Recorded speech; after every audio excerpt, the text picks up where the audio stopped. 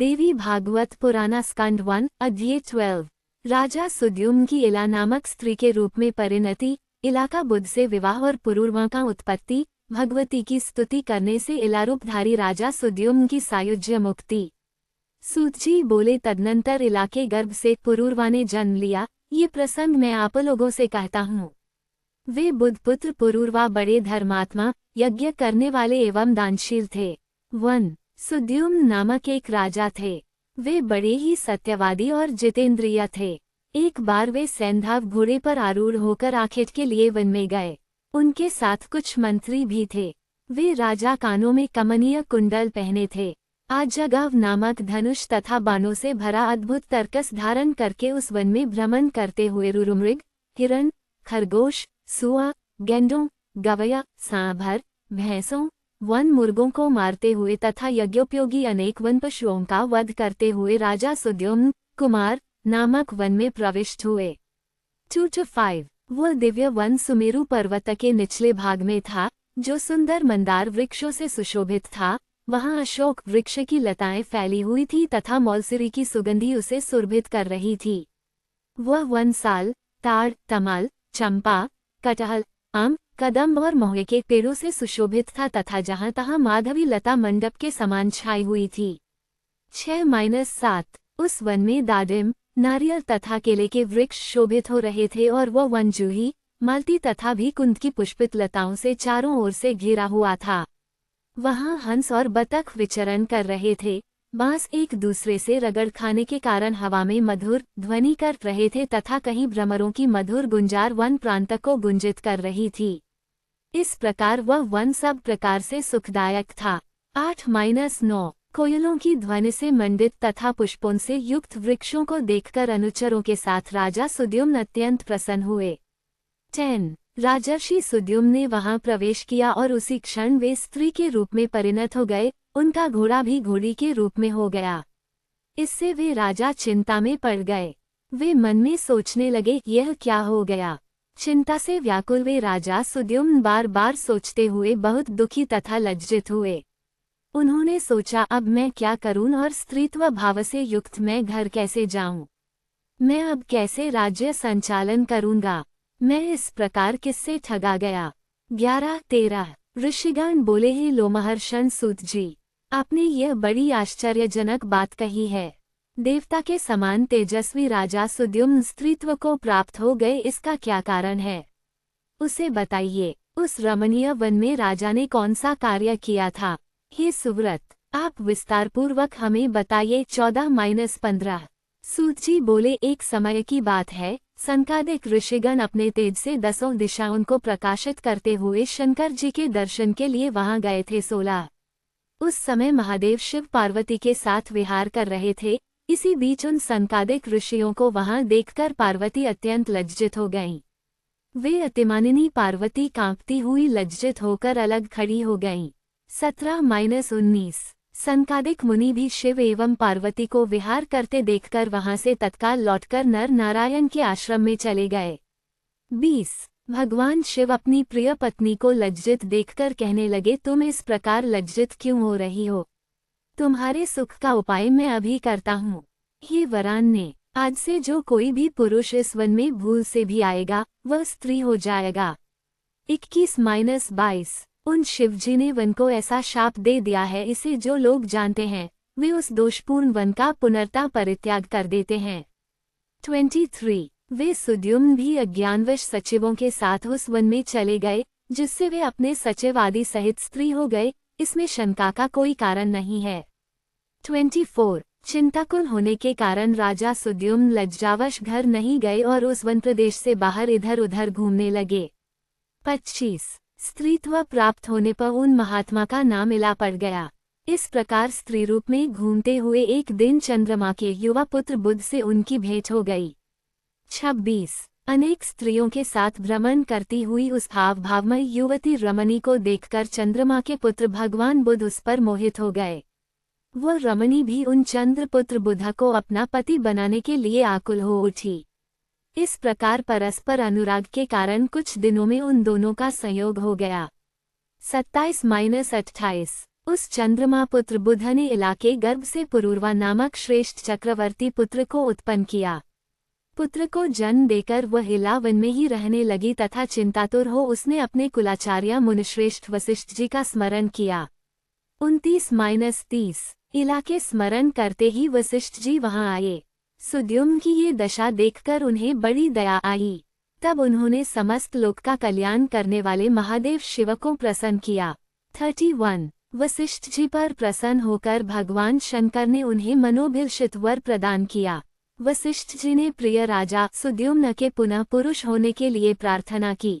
32 शिवजी ने अपना वचन सत्य करते हुए कहा, हे ऋषि, आज से राजा सुद्युम्न एक मास पुरुष और एक मास स्त्री बने रहेंगे। 33 इस प्रकार वरदान पाकर राजा सुद्युम्न पुनः अपने घर आ गए और वे धर्मात्मा वहां वशिष्ठ जी की कृपा से राज्य करने लगे। 34 वे जब स्त्री के रूप में रहते थे तब अंतःपुर में रहते थे और जब पुरुष रूप में रहते थे तब राज्य करते थे, परंतु इस कारण उनकी प्रजा उनसे उद्विग्न होकर राजा के रूप में उनका अभिनंदन नहीं करती थी।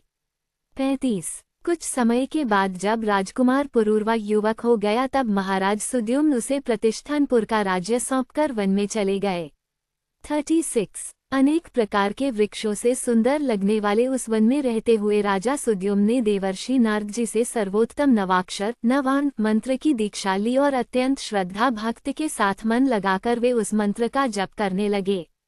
तदनंतर भक्तों का उद्धार करने वाली जगत जननी भगवती शिवा ने सगुण रूप धारण करके उन्हें प्रत्यक्ष दर्शन दिया।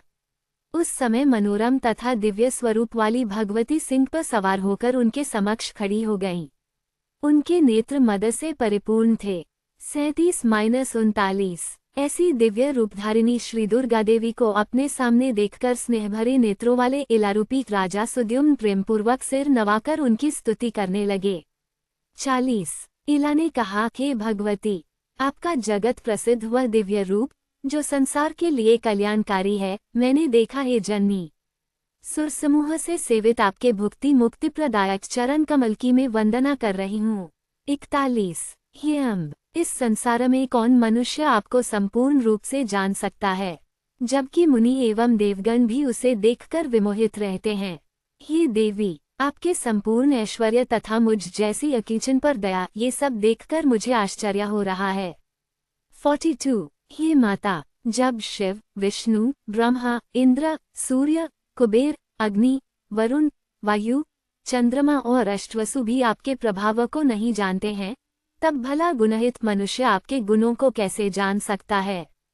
43 हे अम्ब, यद्यपि परम तेजस्वी भगवान विष्णु आपको समुद्र से उत्पन्न सब प्रकार के मनोरथों को सिद्ध करने वाली साक्षात सात्विकी शक्ति स्वरूपा लक्ष्मी के रूप में समझते हैं, ब्रह्मा भी आपको राजसी शक्ति स्वरूपा सरस्वती तथा शिवजी आपको तामसी शक्ति स्वरूपा महाकाली के रूप में जानते हैं, तथापि है अंबिके, वे भी आपकी निर्गुणात्मिका दिव्य शक्ति को भली भांति नहीं जानते। 44 हे भवानी, कहाँ तो अत्यंत मंदबुद्धि मैं और कहाँ अमित महिमाशाली तथा अमोघ प्रभाव वाला मुझ पर आपका अनुग्रह। मैं आपके कारुणिक चरित्र को जानती हूँ जो कि आप भक्तिभावयुक्त सेवकों पर सर्वदा दया करती हैं। 45 यद्यपि कमलवन में वास करने वाली कमला होकर आपने भगवान विष्णु को पति के रूप में वर्ण किया है, तथापि वे मधुसूदन आनंददायक व्यवहार नहीं करते। वे आदिपुरुष विष्णु आदिशक्ति स्वरूपा आपके पवित्र हाथों से अपना पाद संवाहन कराकर अपने चरणों को शुभ तथा पवित्र करते हैं। 46 वे पुराण पुरुष भगवान विष्णु भी प्रसन्न होकर आपके चरणों का आघात वैसे ही चाहते हैं जैसे अशोका वृक्ष अपनी वृद्धि के लिए चाहता है। 47 हे सुंदर चरित्र वाली देवी, आप विष्णु के विशाल शांत एवं भूषणों से विभूषित वक्षः स्थल रूपी शैया पर सर्वदा निवास करती हैं। उस समय ऐसा जान पड़ता है मानो सुंदर श्याम मेघ में बिजली जगदीश्वर होते हुए भी क्या चमक रही हो, तब आपके वाहन नहीं बन जाते। 48 हे अम्ब, यदि क्रोधित होकर आप उनको त्याग दे तो वे भगवान विष्णु अपूजित और शक्तिहीन होकर कुछ नहीं कर पाएंगे, क्योंकि लोक में भी देखा जाता है कि श्रीहीन गुणहित एवं उदासीन पुरुष को उनके कुटुंबीजन भी त्याग देते हैं। 49 क्या ब्रह्मादि देवगण भी किसी समय नहीं थे जो दिन रात आपके चरण कमलों का ही आश्रय रखते हैं। मैं तो मानती हूँ कि आपने ही उन्हें पुंसत्व प्रदान किया था। अतः हे अनंत पराक्रमशालिनी, मैं आपकी शक्ति का क्या वर्णन कर सकती हूँ। 50। आप न तो स्त्री हैं, न पुरुष, न निर्गुण हैं, न सगुण, ऐसी मेरी धारणा है। अतः आप जैसी भी हों, उन आपको मैं भक्तिपूर्वक बार बार प्रणाम करती हूँ। आप माता से मैं यही प्रार्थना करती हूँ कि आप में मेरी अचल भक्ति बनी रहे। 51। सूत जी बोले, इस प्रकार स्तुति करके राजा सुद्युम्न उनके शरणागत हुए और भगवती ने भी अत्यंत संतुष्ट होकर उन्हें अपनी सायुज्य मुक्ति प्रदान की। तब उन देवी की कृपा से सुद्युम्न ने मुनियों के लिए भी अति दुर्लभ शाश्वत परमपद प्राप्त किया। 52-53 समाप्त। अध्याय 12। देवी भागवत पुराना स्कंद 1 अध्याय 13। राजा पुरूरवा और उर्वशी की कथा। सूत जी बोले, सुद्युम्न के दिवंगत हो जाने पर प्रजानुरंजन में तत्पर गुणी एवं सुंदर महाराज पुरूरवा राज्य करने लगे। उस रमणीय प्रतिष्ठानपुर में सर्वधर्मज्ञ तथा प्रजा की रक्षा में तत्पर राजा पुरूरवा ने सभी के द्वारा आदरणीय राज्य किया। 1-2 उनकी राज्य मंत्रणा अच्छी तरह से गुप्त रहती थी और उन्हें दूसरे राज्यों की मंत्रणाओं का भली भांति ज्ञान रहता था। उनमें सर्वदा उत्साह शक्ति एवं उत्तम प्रभुशक्ति विद्यमान थी। साम, दान, दंड और भेद, ये चारों नीतियां उन राजा के वशीभूत थीं। वे चारों वर्णों तथा आश्रमों के लोगों से अपने अपने धर्मों का आचरण कराते हुए राज्य का शासन कार्य करते थे। वे राजा पुरूरवा विपुल दक्षिणा वाले विविध यज्ञ करते थे और पवित्र दान किया करते थे।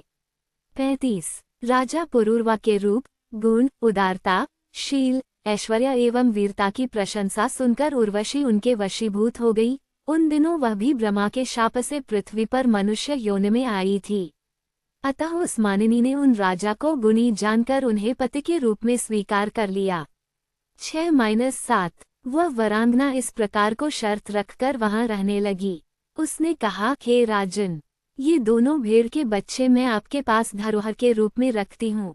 हे मानद, आप इनकी रक्षा करें। हे नृप, दूसरी शर्त है कि मैं केवल भी ही खाऊंगी और कुछ नहीं। और हे महाराज, तीसरी शर्त है कि सहवास के अतिरिक्त किसी दूसरे समय में मैं आपको कभी वस्त्रविहीन अवस्था में न देखूं। हे राजन, यदि आप इन कही गई शर्तों को भंग करेंगे तो मैं उसी समय आपको छोड़कर चली जाऊंगी। यह मैं सत्य कह रही हूँ। 8-10 इस प्रकार उस कामिनी उर्वशी ने जो कहा था उसे राजा ने स्वीकार कर लिया और उर्वशी शाप से उद्धार पाने की इच्छा से राजा पुरूरवा को प्रतिज्ञाबद्ध करके वहीं रहने लगी। 11 उर्वशी के द्वारा मुग्ध किए गए राजा सब धर्म कर्म त्याग कर अनेक वर्षों तक भोग विलास में पड़े रहे।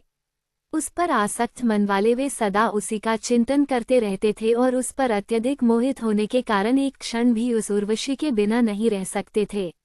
12-13 इस प्रकार जब बहुत वर्ष बीत गए तब देवलोक में इंद्र ने अपनी सभा में उर्वशी को अनुपस्थित देखकर गंधर्वों से पूछकर कहा, हे गंधर्वगण, तुम सब लोग वहां जाओ और प्रतिज्ञाबद्ध राजा के घर से भेड़ों को चुराकर उर्वशी को ले आओ, क्योंकि उर्वशी के बिना मुझे ये स्थान अच्छा नहीं लगता। अतः जिस किसी भी उपाय से उस कामिनी को तुम लोग लाओ। 14-16 तब इंद्र के ऐसा कहने पर विश्वावसु आदि प्रधान गंधर्व ने वहां से जाकर रात्रि के घोर अंधकार में राजा पुरूरवा को विहार करते देख उन दोनों भेड़ों को चुरा लिया। तब आकाशमार्ग में जाते हुए चुराए गए। वे दोनों भेड़ जोर से चिल्लाने लगे। 17-18 अपने पुत्र के समान पाले हुए भेड़ों का क्रंदन सुनते ही उर्वशी ने क्रोधित होकर राजा पुरूरवा से कहा, हे राजन, मैंने आपके सम्मुख जो पहली शर्त रखी थी वह टूट गई। आपके विश्वास पर मैं धोखे में पड़ी, क्योंकि पुत्र के समान मेरे प्रिय भेड़ों को चोरों ने चुरा लिया, फिर भी आप घर में स्त्री की तरह शयन कर रहे हैं। 19-20 अपने को वीर समझने वाले नपुंसक इस अधम स्वामी के द्वारा मैं नष्ट कर दी गई। सर्वदा प्राणों के समान मेरे दोनों भेड़ अब चले गए। उर्वशी को इस प्रकार विलाप करती देख प्रेम में आसक्त राजा पुरूरवा चोरों के पीछे नग्नावस्था में ही तुरंत दौड़ पड़े। 21-22 उसी समय गंधर्वों द्वारा वहां राजा के भवन में बिजली चमका दी गई, जिसके कारण वहां से जाने की इच्छा वाली उर्वशी ने राजा को नग्न देख लिया। 23 गंधर्व उन दोनों भेड़ों को वहीं मार्ग में छोड़कर भाग गए। थके एवं नग्न राजा भेड़ों को लेकर अपने घर चले आए। तब वे उर्वशी को वहां से गई हुई देखकर अत्यंत दुखित होकर विलाप करने लगे एवं लज्जित हुए। पति को नग्न देखकर वह सुंदरी उर्वशी चली गई थी। 24-25 व्याकुल, लाचार, काम से मोहित तथा एकमात्र उर्वशी में आसक्त चित्त वाले राजा शोक तथा क्रंदन करते हुए देश देश में भ्रमण करने लगे। 26 इस प्रकार समस्त भूमंडल पर भ्रमण करते हुए उन्होंने उर्वशी को कुरुक्षेत्र में देखा। उसे देखते ही प्रसन्न मुख वाले नृपश्रेष्ठ राजा पुरूरवा ने मधुर वाणी में कहा, हे प्रिय, ठहरो ठहरो, हे कठोर हृदय, मैं अब भी तुम पर आसक्त हूँ, मैं तुम्हारे वश में हूँ, अतः मुझ निरपराधी पति को तुम मत छोड़ो। 27-28 हे देवी, जिस शरीर से तुमने इतना प्रेम किया था, जिसे तुमने यहाँ तक खींच लिया, वह शरीर आज यहीं गिर जाएगा। हे सुंदरी, तुम्हारे द्वारा त्यक्त इस देह को भेड़िए और कौए खा जाएंगे। 29 देवी भागवत पुराना स्कंद 1 अध्याय 13 राजा पुरूरवा और उर्वशी की कथा। सूत जी बोले, सुद्युम्न के दिवंगत हो जाने पर प्रजानुरंजन में तत्पर गुणी एवं सुंदर महाराज पुरूरवा राज्य करने लगे। उस रमणीय प्रतिष्ठानपुर में सर्वधर्मज्ञ तथा प्रजा की रक्षा में तत्पर राजा पुरूरवा ने सभी के द्वारा आदरणीय राज्य किया। 1-2 उनकी राज्य मंत्रणा अच्छी तरह से गुप्त रहती थी और उन्हें दूसरे राज्यों की मंत्रणाओं का भली भांति ज्ञान रहता था। उनमें सर्वदा उत्साह शक्ति एवं उत्तम प्रभुशक्ति विद्यमान थी। साम, दान, दंड और भेद, ये चारों नीतियां उन राजा के वशीभूत थीं। वे चारों वर्णों तथा आश्रमों के लोगों से अपने अपने धर्मों का आचरण कराते हुए राज्य का शासन कार्य करते थे। वे राजा पुरूरवा विपुल दक्षिणा वाले विविध यज्ञ करते थे और पवित्र दान किया करते थे। 35 राजा पुरूरवा के रूप, गुण, उदारता, शील, ऐश्वर्य एवं वीरता की प्रशंसा सुनकर उर्वशी उनके वशीभूत हो गई। उन दिनों वह भी ब्रह्मा के शाप से पृथ्वी पर मनुष्य योनि में आई थी। अतः उस मानिनी ने उन राजा को गुणी जानकर उन्हें पति के रूप में स्वीकार कर लिया। 6-7 वह वरांगना इस प्रकार को शर्त रखकर वहां रहने लगी। उसने कहा, हे राजन, ये दोनों भेड़ के बच्चे मैं आपके पास धरोहर के रूप में रखती हूँ।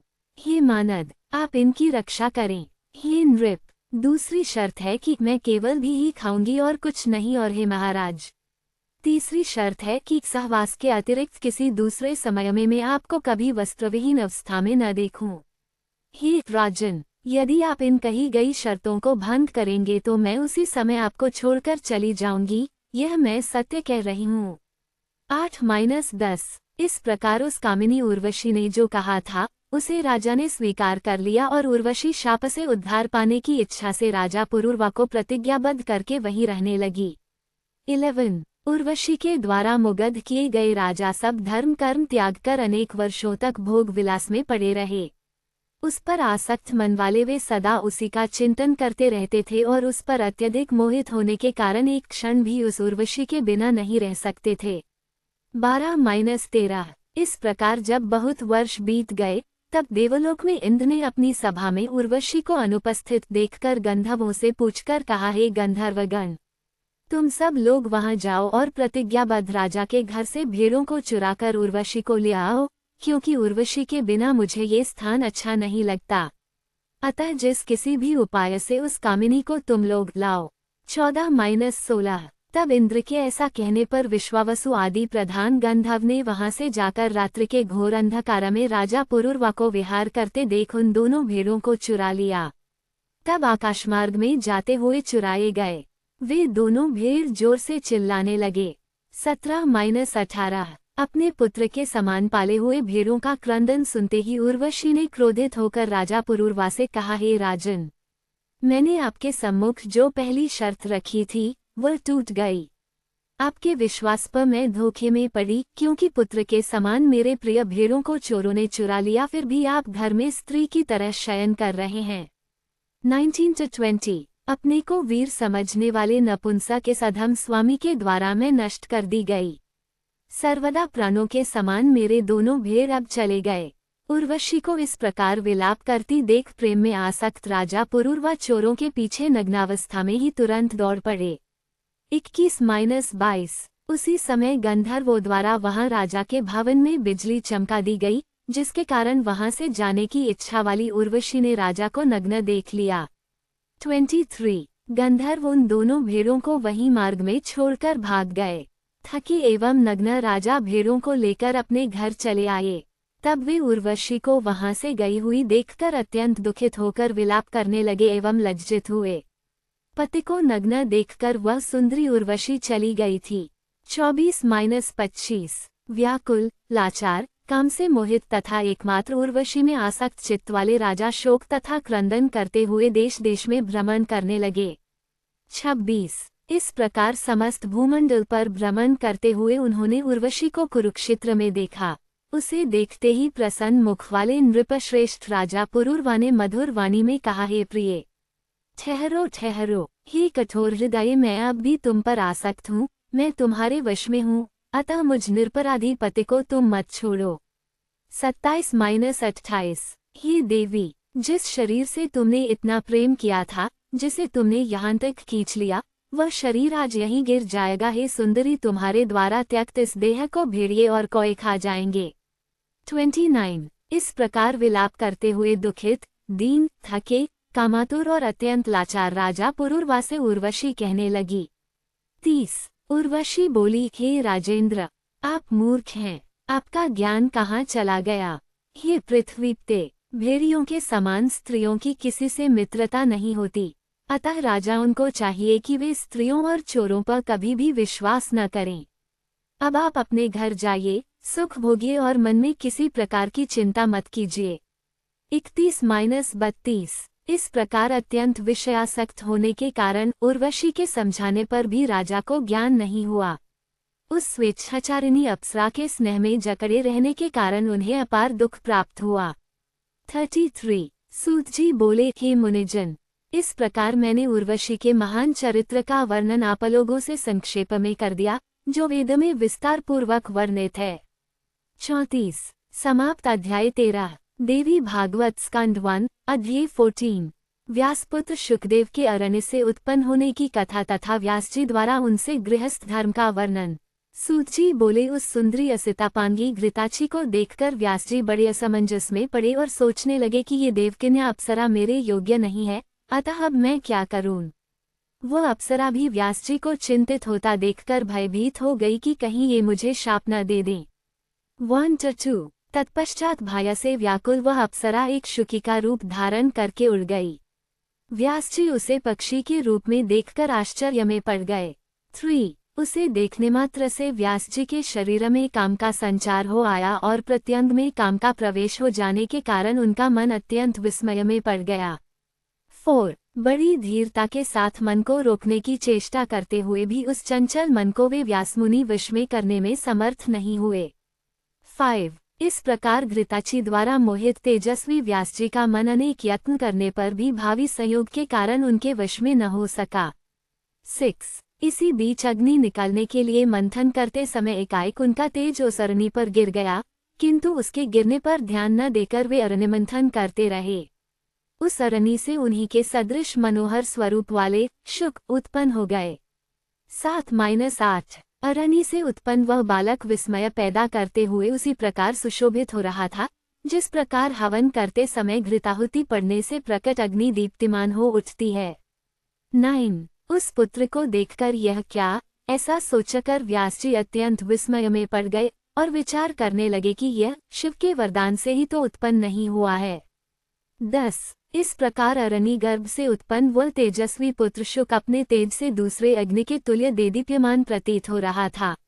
11। व्यास जी ने दिव्य देहधारी द्वितीय गार्हपत्य अग्नि के समान तेजस्वी पुत्र को बड़ी प्रसन्नता से देखा और पर्वत से नीचे उतरकर गंगाजल से उसको नहलाया। हे तपस्वियों, उस समय आकाश से उस शिशु के ऊपर पुष्पों की वर्षा होने लगी।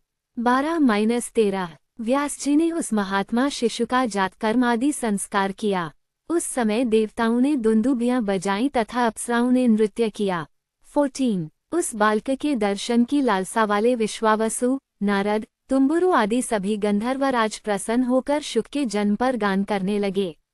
सभी देवता तथा विद्याधर भी अरणी के गर्भ से उत्पन्न उस दिव्य व्यासपुत्र को देखकर प्रसन्नतापूर्वक स्तुति करने लगे। 15-16 हे द्विजोत्तम, उसी समय शुकदेव जी के लिए आकाश से दिव्य दंड, कमंडलू और शुभ कृष्ण मृगचर्म पृथ्वी पर आ गिरे। 17 उत्पन्न होते ही वह अति तेजस्वी शिशु शीघ्रतापूर्वक बड़ा हो गया। तब वैदिक विधान के मर्मज्ञ व्यास जी ने उसका उपनयन संस्कार भी कर दिया। 18 उत्पन्न होते ही रहस्यों तथा संग्रहों सहित सभी वेद उन महात्मा के समक्ष वैसे ही उपस्थित हो गए जैसे उसके पिता व्यास जी में वे विद्यमान थे। 19 अरणी मंथन के समय मुनिश्रेष्ठ व्यास जी ने मृताची अप्सरा को शुकी के रूप में देखा था, इसलिए उन्होंने इस बालक का नाम शुक रख दिया। 20 व्याससुत शुकदेव ने बृहस्पति को अपना आचार्य मानकर विधिवत ब्रह्मचर्य व्रत धारण किया। गुरुकुल में निवास कर रहस्यों तथा संग्रहों सहित सभी वेदों तथा धर्मशास्त्रों का अध्ययन करके तदनंतर गुरु को दक्षिणा देकर वे शुकदेव मुनि अपने पिता व्यास जी के पास आ गए। 21-23 शुकदेव को आया देखकर व्यास जी ने शीघ्रता के साथ प्रसन्नतापूर्वक उठकर बारंबार उनका आलिंगन किया और उनका सिर था। परम पवित्र व्यास जी ने शुकदेव जी के कुशलक्षेम तथा अध्ययन के विषय में पूछा तथा उन्हें आश्वस्त करके अपने पावन आश्रम में रख लिया। 24-25 तत्पश्चात व्यास जी शुकदेव जी के विवाह के विषय में सोचने लगे। एक दिन परम तेजस्वी व्यास जी ने शुकदेव जी से किसी सुंदर मुनिकन्या की चर्चा की। 26 उन्होंने अपने पुत्र शुकदेव से कहा, हे पवित्रात्मन, तुमने वेद तथा सभी धर्मशास्त्रों का अध्ययन कर लिया है, अतः हे महामते, अब तुम विवाह कर लो और गृहस्थ आश्रम में रहकर देवताओं और पितरों का यजन करो और हे पुत्र, तुम सुंदर स्त्री को स्वीकार कर मुझे भी ऋण से मुक्त कर दो। 27-28 अपुत्र की गति नहीं होती और उसे स्वर्ग कदापि नहीं मिलता, इसलिए हे महाभाग पुत्र, अब तुम गृहस्थ आश्रम में प्रवेश करो और हे शुक, हे पुत्र, गृहस्थी बसाकर मुझे भी आनंदित करो। ऐसा करके हे महामते, हे पुत्र, तुम मेरी महान आशा परिपूर्ण करो। 29-30 हे शुक, कठिन तपस्या करके मैंने तुम्हारे जैसा अयोनिज पुत्र पाया है। हे महाप्राज्ञ, तुम देवता रूप हो, अतः मुझ पिता की रक्षा करो। 31 सूत जी बोले, हे ऋषियों, ऐसा कहने वाले व्यास जी के पास उपस्थित विरक्त शुकदेव जी ने गृहस्थ आश्रम में अनुरक्त अपने पिता से कहा। 32 शुकदेव जी बोले, हे महामते, हे धर्मज्ञ, हे वेद व्यास, आप क्या कह रहे हैं? मुझ शिष्य को आप तत्व ज्ञान का उपदेश दें, मैं आपकी आज्ञा का पालन करूंगा। 33 व्यास जी बोले, हे पुत्र, तुम्हारे लिए मैंने सैकड़ों वर्ष कष्ट सहकर जो तपस्या की और शिवजी को आराधना की, उसके फलस्वरूप मैंने तुम्हें पाया है। किसी राजा से मांगकर मैं तुम्हें प्रचुर धन दूंगा। हे महाप्राज्ञा, तुम श्रेष्ठ यौवन प्राप्त करके सुख का उपभोग करो। 34-35 शुकदेव जी बोले, हे तात, आप बताएं कि इस मनुष्य लोक में भला विपत्ति रहित कौन सा सुख है? बुद्धिमान लोग दुख से युक्त सुख को सुख नहीं कहते हैं। 36 हे महाभाग, स्त्री पाकर मैं उसी के वश में हो जाऊंगा, तब भला आप ही बताइए, परतंत्र होकर और विशेषता स्त्री के वश में रहकर मैं कौन सा सुख पा सकूंगा? 37 लोहिया काष्ठ के फंदे में जकड़ा हुआ पुरुष कदाचित छूट भी सकता है, किंतु पुत्र कलत्र के बंधन में फंसा हुआ प्राणी कभी भी बंधन मुक्त नहीं हो पाता। 38 ये शरीर विष्ठा एवं मूत्र से परिपूर्ण रहता है, वैसे ही स्त्रियों का शरीर भी होता है। हे विप्रेंद्र, तब कौन बुद्धिमान पुरुष उससे प्रीति करना चाहेगा? 39 हे विप्र शिरोमणे, मैं अयोनिज हूँ, तब योनिजन्य सुख में मेरी बुद्धि कैसे होगी? मैं भविष्य में भी अपनी उत्पत्ति किसी योनि में नहीं चाहता। 40 अतः अद्भुत अध्यात्म सुख को छोड़कर मैं विटु मूत्रजन्य सुख को क्यों चाहूँ? अपने आप में रमन करने वाला कभी विषय सुख का लोभी नहीं होता। 41 मैंने सांगोपांग वेदों का अध्ययन किया और जाना कि वे हिंसा में हैं तथा कर्ममार्ग के प्रवर्तक हैं। मुझे गुरु रूप में बृहस्पति प्राप्त हुए, वे भी गृहस्थी के सागर में डूबे हुए हैं। अविद्याग्रस्त हृदय वाले वे मेरा उद्धार कैसे कर सकते हैं? 42-43 जैसे कोई रोगग्रस्त वैद्य दूसरे के रोग की चिकित्सा करता हो, उसी प्रकार मुझ मोक्षार्थी के गुरु गृहस्थ हैं, यह विडंबना ही है। इसलिए ऐसे गुरु को नमस्कार करके मैं आपके पास आया है। अब आप तत्वज्ञान का उपदेश देकर मेरी रक्षा करें, क्योंकि मैं इस संसार रूपी सर्प से अत्यंत भयभीत हूँ। 44-45 इस महाभयंकर संसार चक्र में प्राणिमात्र को सर्वदा नक्षत्रों की भांति चक्कर काटना पड़ता है और सूर्य की भांति दिन रात उन्हें भी कभी विश्राम करने का अवसर नहीं मिलता। 46 हे तात, इस संसार में आत्मज्ञान को छोड़कर कौन सा सुख है? मूढ़ जनों को सुख की वैसी ही प्रतीति होती है जैसी विष्ठा के कीड़ों को विष्ठा में होती है। 47 वेद शास्त्रों को पढ़कर भी जो सांसारिक सुख में फंसे रहते हैं, भला उनसे बढ़कर मूर्ख और कौन होगा? उन्हें तो कुत्ते, घोड़े एवं सुआ आदि पशुओं के समान धर्म वाला समझना चाहिए। 48 दुर्लभ मानवतन को पाकर तथा वेदशास्त्रों का अध्ययन करके भी यदि मनुष्य इस संसार में बढ़ता है, तो दूसरा भला कौन बंधन मुक्त हो सकता है? इससे बढ़कर संसार में कोई दूसरी अद्भुत बात नहीं है कि पुत्र कलत्र और घर के बंधन में पड़ा हुआ भी पंडित कहलाता है। 49-50 जो मनुष्य इस संसार में माया के सत्व, रज, तम रूपी तीनों गुणों से बांधा नहीं जाता है, वही विद्वान, बुद्धिमान एवं शास्त्र में पारंगत है। 51 दृढ़ बंधन में डालने वाले व्यर्थ विद्याध्ययन से क्या लाभ?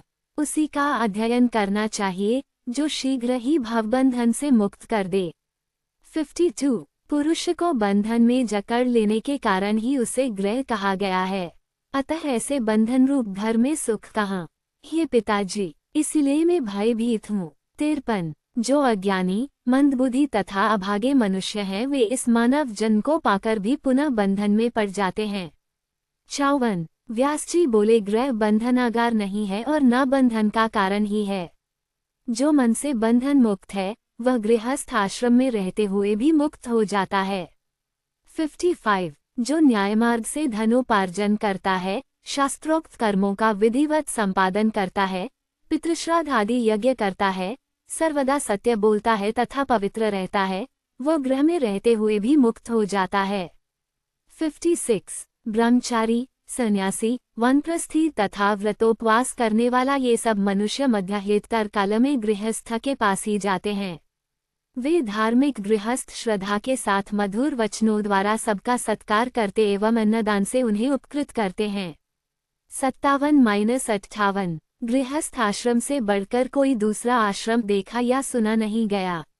वशिष्ठ आदि आचार्यों और तत्वज्ञानियों ने इसका आश्रय ग्रहण किया है।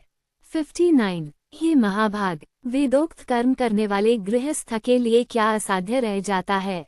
वह स्वर्ग, मोक्ष अथवा उत्तम कुल में जन्म जो कुछ भी चाहता है, वह हो जाता है। एक आश्रम से दूसरे आश्रम में जाना चाहिए, ऐसा धर्मज्ञों ने बताया है। अतः आलस्यरहित होकर गृहस्थ संबंधी कर्म को संपादित करो। 60-61 हे धर्मज्ञ पुत्र, देवताओं, पितरों एवं आश्रित जनों को विधिवत संतुष्ट करके, पुत्र उत्पन्न करके और उसे भी गृहस्थ आश्रम में लगाकर पुनः गृह त्याग कर वन में जाकर श्रेष्ठ व्रत का आश्रय ग्रहण करो। वहाँ वानप्रस्थ आश्रम पूर्ण करके उसके बाद संन्यास धारण करो।